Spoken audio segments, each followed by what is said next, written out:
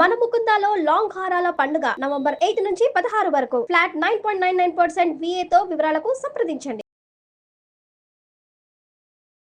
నమస్కారం. కార్తీక పురాణం 24వ రోజు పారాయణలోకి వచ్చాం. అత్రిమునీశ్వరుడు అగస్త్య మహాముని వారిద్దరి యొక్క సంవాదాన్ని వశిష్ఠ మహర్షి జనకరాజర్షికి చెప్తున్నారు కదా. అయితే ఇందులో అత్రి మహాముని ఏం చెప్తారో చూడండి. అగస్త్య మునీంద్ర, నీకు కార్తీక వ్రతమందు హరిభక్తి యందును ఆసక్తి ఉంది కాబట్టి కార్తీక మహాత్మ్యాన్ని ఇంకా చెప్తాను, విను. సావధానంగా వింటే కనుక పాపాలు నశింపజేసేంత శక్తి కలిగింది ఈ పురాణం అని చెప్పి చెప్తున్నారు.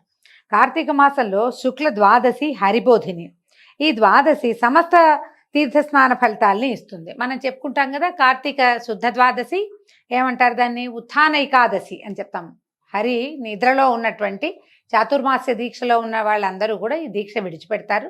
4 నెలల నుంచి యోగ నిద్రలో ఉన్నటువంటి పురుషోత్తముడు ఈ రోజున లక్ష్మీ సహితంగా పాలకడల్లో నిద్రలో నుంచి లేచొస్తాడు. ఆ ఏకాదశి వెళ్ళిపోతూ ద్వాదశి వస్తూ ఉన్నటువంటి ఘడియల్లో అన్నమాట.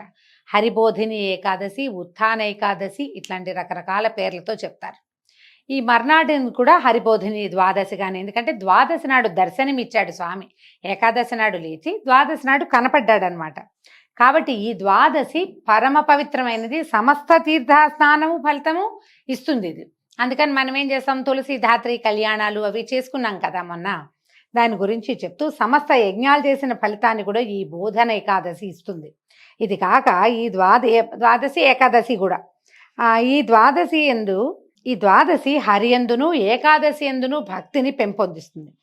ఈ రకంగా ద్వాదశి హరికి అత్యంత ప్రియమైనది. ద్వాదశి సూర్యచంద్ర గ్రహణముల కంటే అధికము, ఏకాదశి కంటే 100 రెట్లు ఎక్కువ సమస్త పుణ్యాన్ని ఇస్తుంది. ద్వాదశి నాడు చేసిన పుణ్యం 1,000,000 రెట్లు అవుతుందట. ద్వాదశి పుణ్యం దినం కనుక కొంచెంగా ఉన్నా కూడా పారణకి ఉపయోగించాలి, కానీ ద్వాదశిని విడిచి పారణ చేయకూడదు. అంటే ఏకాదశి నాడు తినరు, ద్వాదశి వెళ్ళాక కూడా తినకూడదు, ద్వాదశి యందే తినాలి, విడవకూడదు ద్వాదశిని, అది నియమం. ఇతర నియమాలన్నీ విడిచి ద్వాదశి స్వల్పకాలమందు కొంచెమే ఉన్నా చివరికి అయిపోయినా కూడా పారణ చేయాలి. కానీ పుణ్యము కోరేవారు ద్వాదశిని విడవరాదు.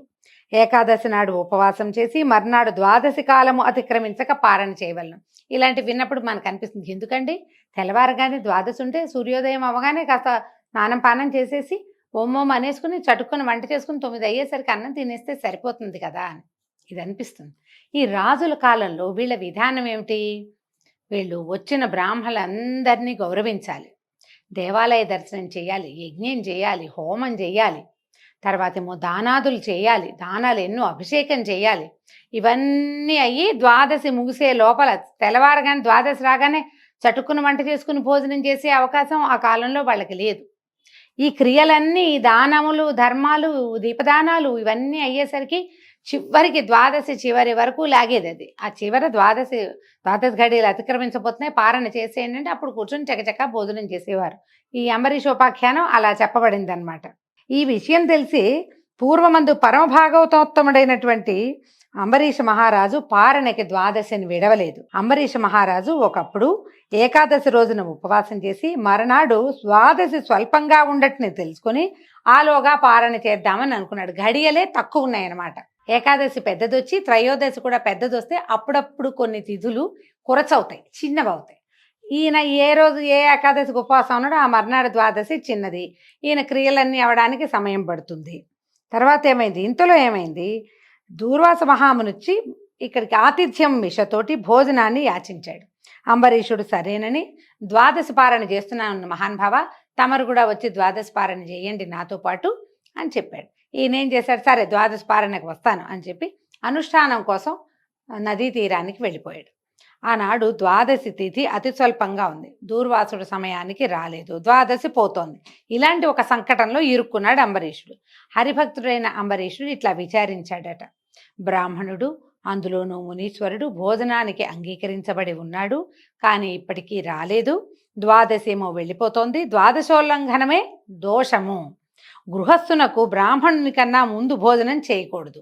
ఆయన ఎవరినైనా రమ్మన్నప్పుడు మనం కూడా చూడండి, చుట్టాలు ఎవరైనా ఉన్నా వాళ్ళని భోజనానికి పిలిచినా వాళ్ళు వచ్చే లోపల మనం తినము, మర్యాద కాదు కదా. అయితే ఇప్పుడు చేయకూడదు, బ్రాహ్మణుడి కంటే ముందు కనుక నేను భుజించానా కోపించి అగ్నితో సమానుడై శాపాన్ని ఇస్తాడు. ఇప్పుడు ఏ విధంగా నాకు కుశలం కలగదు, ఎలాగూ రిస్కే ఇది. ఉపవాసం అందు ఎట్లు ఏకాదశిని విడవరాదో అట్లే పారణయందు ద్వాదశిని విడువరాదు. ద్వాదశిని విడిచిన ఎడల హరిభక్తిని విడిచిన వాడగును. ఏకాదశి నాడు ఉపవాసం చేయక ఏ దోషానికి పాత్రుడవుతాడో, ఒకవేళ ఉపవాసం చేయకపోతే ఎలాంటి దోషమో, ద్వాదశిని విడిచి పారణ చేసినా అలాంటి దోషమే వస్తుంది. కాబట్టి పైగా ఇలా పారణ గనక అతిక్రమిస్తే 12 ఉపవాసాల ఫలితం పోగొట్టుకుంటాడట. హరివాసరము పుణ్యదినము గాన విడువరాదు. దాన్ని విడిస్తే పురుషునకు పుణ్య సంచయము చేకూరదు. అనేక జన్మములందు చేసిన పుణ్యము హరివాసరము విడిచిన ఎడల నశించును. దీనివల్ల జరిగే పాపానికి అంటే పోగొట్టుకునే పుణ్యానికి మితి లేదు, వచ్చే పాపానికి నివృత్తి లేదు. ఇప్పుడు ఏం చేయాలి? దీన్ని కనుక విడిచిపెడితే హరిభక్తిని విడిచిపెట్టినట్టే. కాబట్టి హరిభక్తిని విడవటమే నాకు భయము. ఇలాంటి సంకటంలో ఆయన విష్ణువుని పోగొట్టుకునే బదులు పారణ చేయటం మంచిది అనుకున్నాడు. బ్రాహ్మణ శాపం వల్ల భయం లేదు, శాపం వల్ల కల్పాంతము దుఃఖం వస్తే రానియి, ద్వాదశిని విడిస్తే ఏకాదశులు కూడా పోతాయి నాకు. కాబట్టి ఇంత ఆలోచించి ఈయన ఏం చేశాడు, ఏమనుకున్నాడు, ఒకవేళ ఆయన వచ్చే లోపలే నేను భోజనం చేసేస్తే దీనివల్ల హరిభక్తి నిలబడుతుంది, ఆ విధంగా హరే నన్ను కాపాడుతాడు, విష్ణువే నన్ను కాపాడగలడని బాగా ఆలోచించుకున్నాడు. ముందు వెనక ఎగదీస్తే గోహత్య, దిగతీస్తే బ్రాహ్మణ హత్య. ఏం చెయ్యాలో తెలియలా, చెయ్యాలనిపించేస్తుంది, భయంగా ఉంది. అప్పుడు వేదవేత్తలైన బ్రాహ్మణుల్ని ఇట్లా అడిగాడు, ఓ బ్రాహ్మణోత్తములారా వినుడు, దూర్వాసుడు భోజనమునకు వచ్చేదనని అనేను, నేను అంగీకరించి తిని ఇప్పటికీ రాలేదు. ద్వాదశి పోవుతున్నది గనక బ్రాహ్మణుని కంటే పూర్వం భోజనం చేసినందున బ్రాహ్మణాతిక్రమము, ద్వాదశిలో పారణ చేయకపోతే ద్వాదశి అతిక్రమణము కలుగుతుంది కనుక మీరు బలాబలాలు విచారించి ఏదైనా ఒక ఉత్తమ మార్గాన్ని తెలియజేయండి అని అడిగాడు. వీళ్ళంతా బాగా ఆలోచించారు బ్రాహ్మణులు. ధర్మబుద్ధితో ద్వాదశి యొక్క గొప్ప, ఆ తర్వాత ఏమో అతిథిగా వచ్చిన బ్రాహ్మణు యొక్క గౌరవ లాఘవం, వీటిని ఆలోచించారు. బ్రాహ్మణులు ఏమంటున్నారంటే, సమస్త భూతముల యందు ఉంటే ప్రాణుల యందు అగ్నిరూపుడైన ఈశ్వరుడుండి భక్ష్య భోజ్య చోష్య లేఖ్య రూపంలో అన్నాన్ని భక్షిస్తాడు. మన లోపలే ఉంటాడు. ప్రాణినాం దేహమాశ్రిత అని చెప్తారు భగవద్గీతలో. లోపలే అగ్ని రూపంలో భగవంతుడు ఉంటాడు. ఆయన ఏం చేస్తాడు, మనం వేసిన అన్నాన్ని ఆయన తీసుకుంటాడు. ప్రాణవాయువు వలన జఠరాగ్ని ప్రజ్వలితమవుతుండగా జంతువులు అన్నాన్ని కోరే ఆకలి పుడుతుంది. ఈ లోపల ఉన్న మంట దేని వల్ల వస్తుంది? ప్రాణవాయువు, ఆక్సిజన్ తీసుకుంటాం, దాంతో రేగి ఇంకా ఆకలిస్తూ ఉంటుంది. ప్రాణవాయువు చేత కొట్టబడినటువంటి జఠరాగ్ని సంతాపాన్ని చేయటాన్ని, దాన్ని తగ్గించటాన్నే క్షుత్పి, అది ఎట్లా లోపల మండటాన్ని క్షుత్తు పిపాస అంటారు. ఆకలి దాహము దేనివల్ల వస్తాయి? ఈ ప్రాణవాయువు బాగా లోపల కదలటంతో లోపలున్న అగ్ని రేగి మనకి దాహం వేస్తుంది, ఆకలిస్తుంది. కాబట్టి ప్రాణసహితంగా అగ్ని సర్వం సహా పూజిత అవుతున్నాడు. కాబట్టి సర్వభూతముల యందున్న అగ్నిని నిత్యము పూజించవలను. అందుకనే అన్ని దానాల్లోకి అన్నదానమే అత్యుత్తమమైనదిగా చెప్పబడుతుంది. ఈ ప్రాణుల లోపల ఉన్నటువంటి ఆ జఠరాగ్ని శాంతింపచేస్తేనే, అగ్నిని శాంతింపచేస్తేనే భగవంతుడు శాంతింపబడతాడని. కాబట్టి తన ఇంటికి వచ్చిన తర్వాత వచ్చిన వాడు శూద్రుడు కానీ చండాలుని కానీ అతనిని విడిచి భుజించరాదు. సాక్షాత్ ప్రథమ వర్ణమైన భూసురుణ్ణి విడిచి భుజించరాదని వేరుగా చెప్పవలసిందేముంది? బ్రహ్మ నుంచి జన్మించిన వాడు బ్రాహ్మణుడు. ఈ వచ్చినైన దూర్వాసుడు, అందులో మహాముని, ఆయన తినకుండా నువ్వు తినకూడదు. గృహస్థు స్వయంగా అతిథిని పిలిచి అతిథి కంటే తను ముందు భుజిస్తే గనక పరమావమానం అవుతుంది, అది తప్పు. భూసురావమానం చేత ఆయుష్, ఐశ్వర్యము, కీర్తి, ధనము ఇవన్నీ నశించిపోతాయి. అదేమిటి మనసులో ఉండే కోరిక అంటే నీ సంకల్పితం అంతా, నీకేమేమి కావాలో అవన్నీ పోగొట్టుకుంటావు. భూసురులు అందరూ కూడా స్వర్గం ఉండేటువంటి దేవతలతో సమానం అని చెప్తారు. భూసురుడు అంటే బ్రాహ్మణుడు అని చెప్తున్నాడు అన్నమాట. భూసుర అంటే అదే భూమి యందు ఉన్నటువంటి దైవం అన్నమాట. దేవతల్ని తిరస్కరించుట చేత అంతా నశిస్తుంది. జాతి మాత్రం చేతనే భూసురులు దేవతలతో సమానులు. ఈ దూర్వాసుడేమో తపోవంతుడు కాబట్టి ఈయన విషయం ఇక చెప్పేదే లేదు.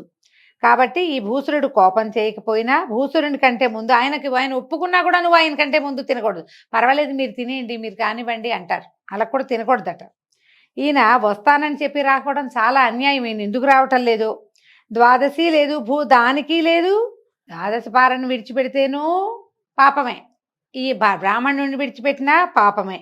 కాబట్టి రెండు సమానంగా ఉన్నాయి. ఇందులో లఘుత్వము గురుత్వం లేదు, ఒకటి ఎక్కువ ఒకటి తక్కువ కాదు, రెండు సమానమే. కాబట్టి మేమేమి చెప్పలేం. ద్వాదశి కాలంలో పారణ చేయకపోతే హరిభక్తి లోపిస్తుంది, పారణ చేస్తే దూర్వాసుడు శపిస్తాడు. ఎట్లాగైనా అనర్థం కాక తప్పదు. అది కొత్తది కాదు, అది కొద్దిగా కాదు, అది కొంచెం కాదు, చాలా ఎక్కువే వస్తుంది. కాబట్టి ఇలా బాగా ఆలోచించారు, తెగదగొట్టుకోలేకపోయారనమాట. అందుకని ఏమన్నారు, నీ దారి నువ్వు ఆలోచించుకోమని చెప్తున్నారు.